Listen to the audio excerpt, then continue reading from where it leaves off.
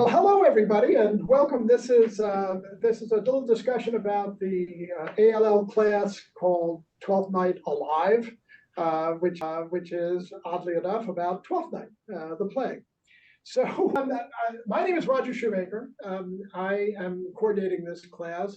I've been involved in theater since second grade, and I've been in pretty much all kinds of theater as actor, director, teacher, all kinds for a long time.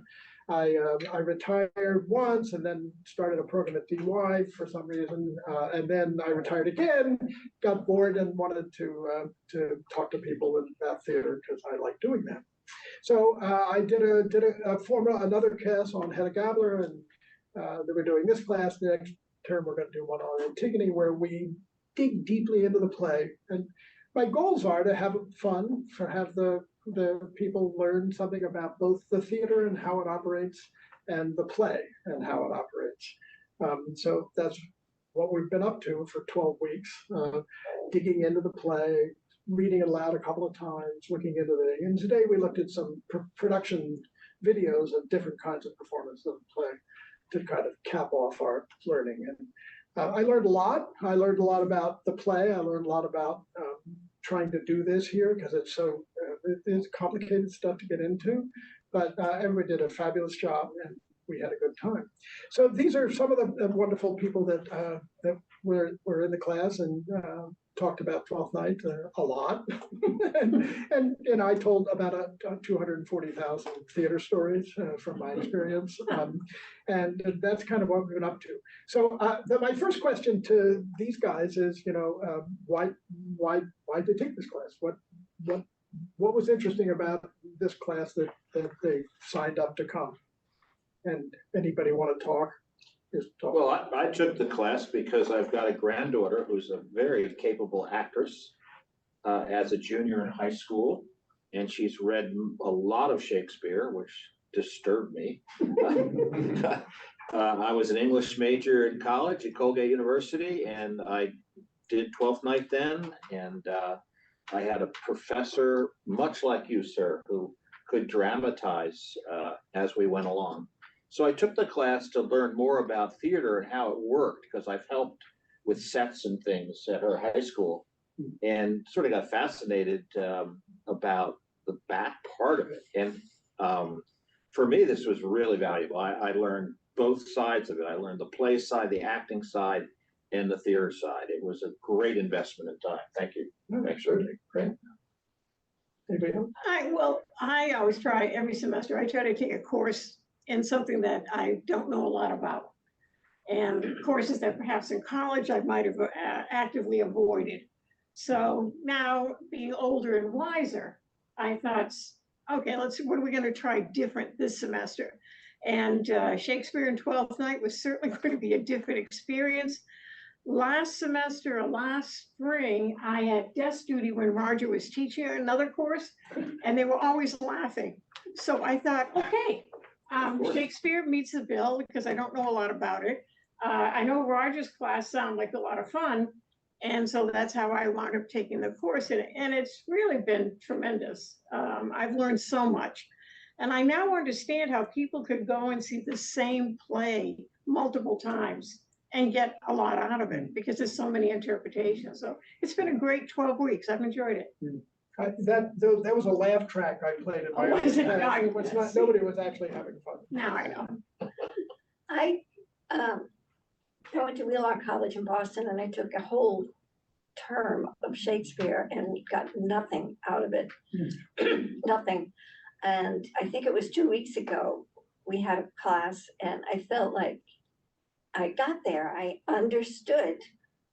Such deep understanding of what we were discussing in the class, and I was so thrilled that happened, because I'd spent all that time with Shakespeare and got nothing out of it. So, well, I'm with Alice. I have had little exposure to Shakespeare in my life, and always thought of it as being more than somewhat intimidating as well. And so this actually, in all honesty, this wasn't a first choice class of mine. Some things didn't work out scheduling wise. But I thought Roger would be great. Roger was in a couple of classes that I had been in previously that Joe had taught. And I was very impressed with his contributions and his breadth of knowledge. And so I thought he'd be a great teacher. And I said, like Alice, let's dive into this and see if we can get something out of it.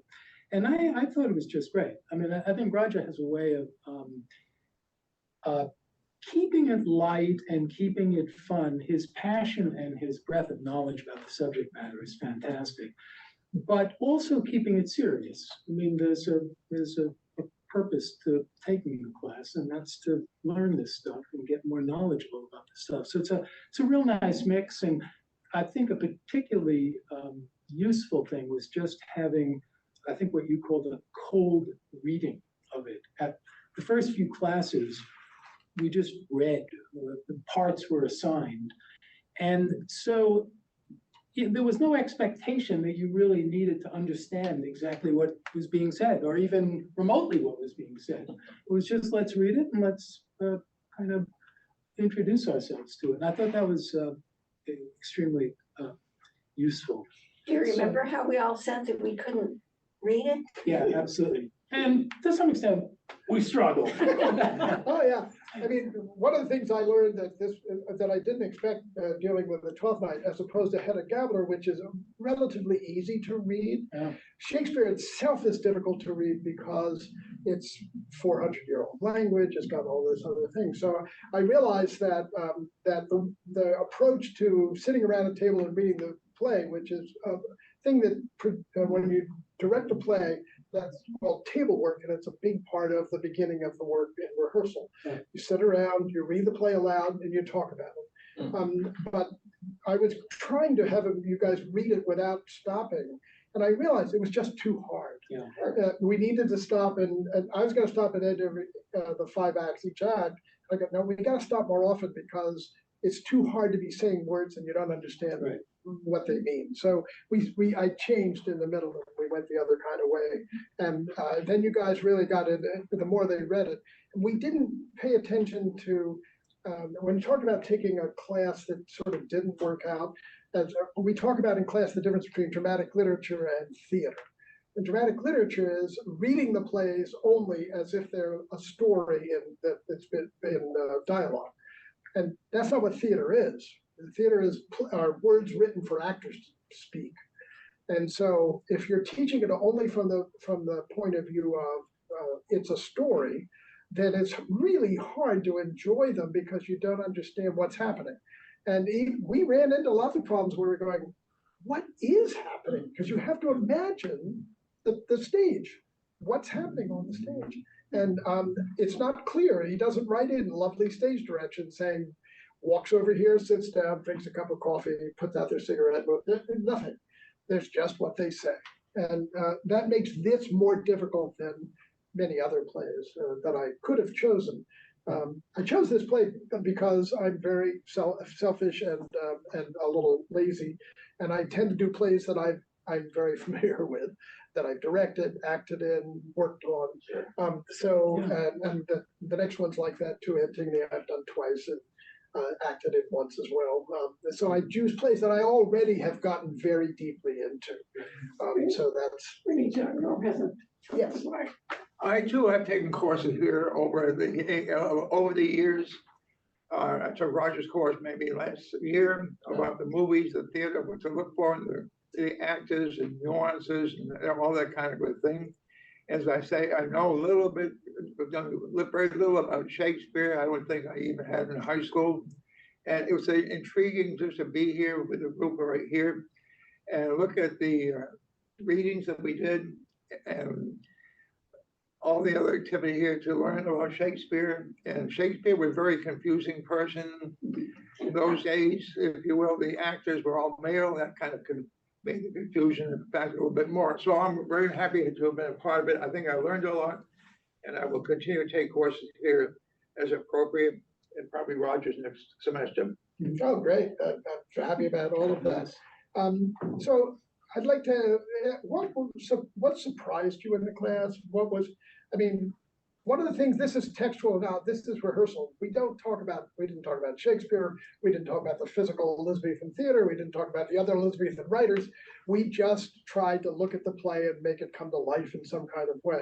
Did that surprise you? Did that approach, what was surprising? What was important, something you learned that was surprising or important that you didn't expect would be happening? I think one of my concerns was that I was going to be in a class with people who already knew a lot about Shakespeare. So when I came in, and I'm proud to say that did not happen. Even with an English major. I mean, there were in fact lots of English majors and Norma, our elder statesman who had the background and things, but everyone just enjoyed learning, and nobody came in thinking that they knew a lot. I think it was probably because our teacher knew a lot, so we didn't have to play that game. You know, we knew who he was, but it was also like we'd be reading something and you go through reading this thing and you'd be going, what in God's name have I just read? And I'd look around and the whole rest of the class is going, don't look at me, I don't know. You know, so I think it was very comfortable. And that surprised me, that Shakespeare was comfortable. And the lovely thing is that when that was happening, somebody would say, excuse me, I don't understand what the heck this is about. You know, so there was nobody shy in the class.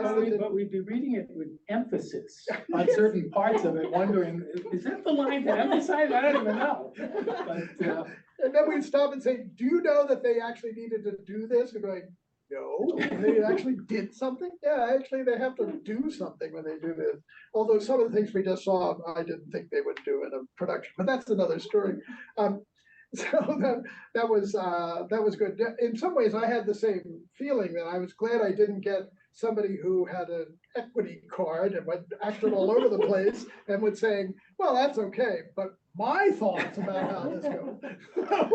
Although I certainly don't mind that, but it was kind of nice that everybody came in pretty much on the same page, which was having read them, having seen some, but really haven't gotten into diving into it.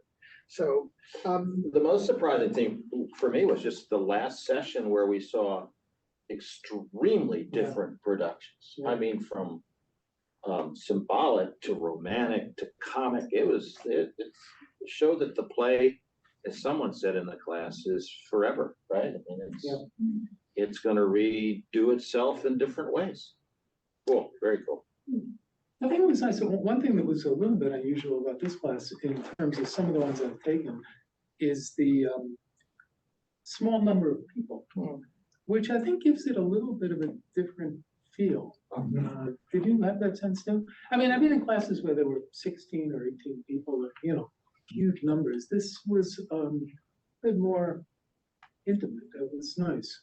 It was very comfortable asking stupid questions. Yeah, you didn't have as many people making faces as you might otherwise, well, it's the stupid questions that always bring out the most important information.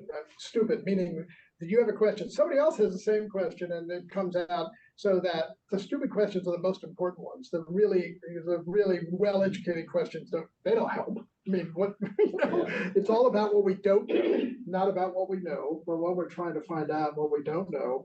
And that's always, we only learn through error. You can't learn from success much.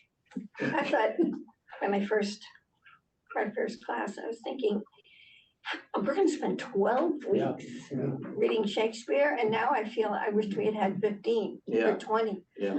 We didn't even get to do a lot of the things I really wanted to do. Do you think that you would read another, it would change the way that you read another Shakespeare play if you read another different Shakespeare play? Yes. What way? Well, first of all, I read one. Prior to taking this course, I had read Shakespeare. I mean, we all had it in college and you know, and in high school. But this time I willingly took a Shakespeare course, which is new, and I would read another Shakespeare play. I would read another play, and I would take another course because I'm feeling more comfortable now with what's happening and how this happens. I think the other thing is that several of my friends were English teachers, so retired. So when I saw them at Thanksgiving, they were quite surprised. You know, I think it made me a much more interesting person at Thanksgiving dinner. How about if you go to see a Shakespeare production someplace would this class play into that experience? If we did it, If you know, well, yeah, if that's even better if we do it, but and if you go to see a production, how would it play out? Well, how would, what we studied in here, how would it affect your experience if you were to go to Cape Playhouse and they were doing Much Ado About Nothing, or they were doing. dramatically, I really feel I would understand what's happening. Learn to accept the fact that I'm going to, know certain words and I'm not going to know others. But so pleased to jump ahead and connect the acting to the words so that it really comes alive in your mind. Yeah, that's what I was gonna say. I would be listening very carefully to the dialogue and seeing how the writing dialogue forced the action. Because as we learned, Shakespeare almost wrote stage direction into his lines. Yeah. So that would be an interesting new twist that I never would have thought of. So, like going to a Cape Playhouse, like somebody just said here, this course here kind of gets me to when I do go to take a look at the actors, how they're acting, nuances, hand motion, eye motion, speaking softly, speaking much louder, being romantically in love, or you don't really know. I also think today's class in particular, there was a lot of focus on what's trying to be achieved. What is the director? What's the large theme? What's the goal? What are they What's the trying to goal? do? Yeah, and we saw from the examples today, there's many ways that you can deliver this play. So you might sit and wonder, what were they trying to? How were they trying to do it? What was the goal? What were they trying to achieve? Yeah. And I think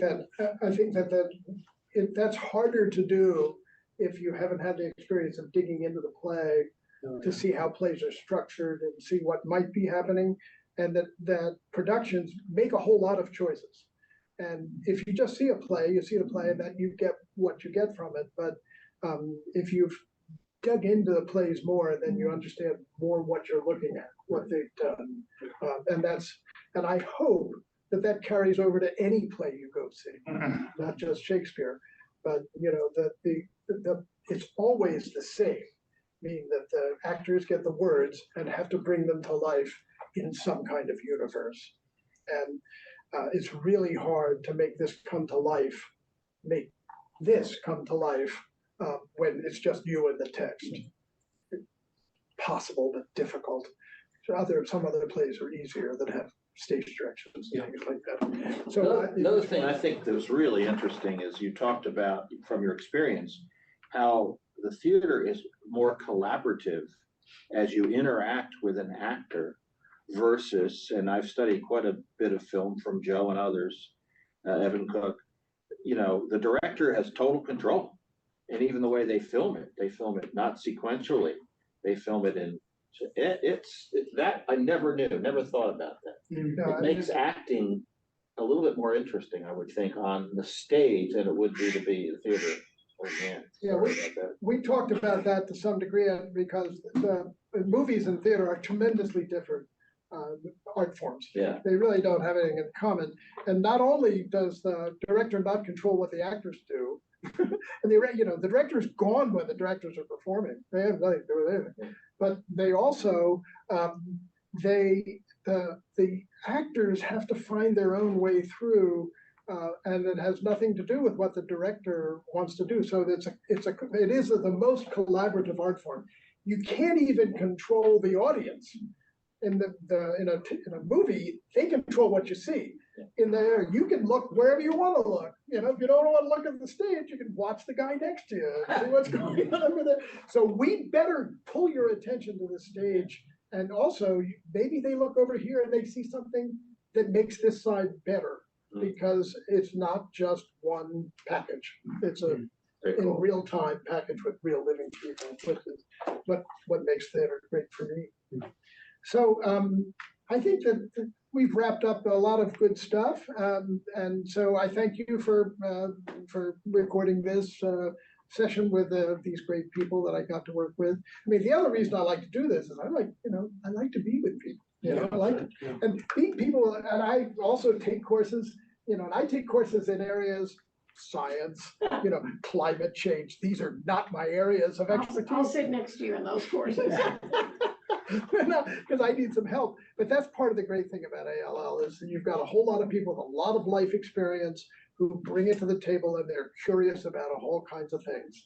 And that's what I really like. I'd like to add another comment here. This may be a stupid question, or maybe it really is not, but did Shakespeare have a definition for the title Twelfth Night?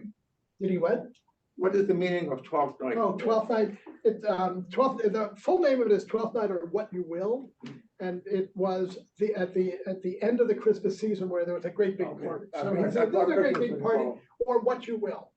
Take what you take from this, because this particular play is, as we've been talking about in class, it's a little bit of a little of this, a little of that, a little of that. It's a very mixed bag of kinds of theater that are thrown up there. So, you know, it's kind of like Much Ado About Nothing, which the name says it, you know. So, 12th, you know, that was part of what goes on there. I think for me, it's been a wonderful ALL course because I've learned something new, something I didn't know, but I've also made new friends. Yeah. And that's another piece of it that's so important. And it gets to what Larry said, it was a smaller class, but we really got to know each other and laughed a lot together, and Yeah. that made it special Yeah, too. me too. I feel the same way about it. So I hope that other people want to join us in some of this theater stuff. I hope we have more art kinds of classes that people can get involved with at ALL, because I think it's an important sector of what can be learned. And I hope people keep, you know, teaching wildly different things that I can take so that I can keep getting stretched as well. So thank you very much. I think So that'll take care of it. we'll take trigonometry together next semester. Not so much. Yeah.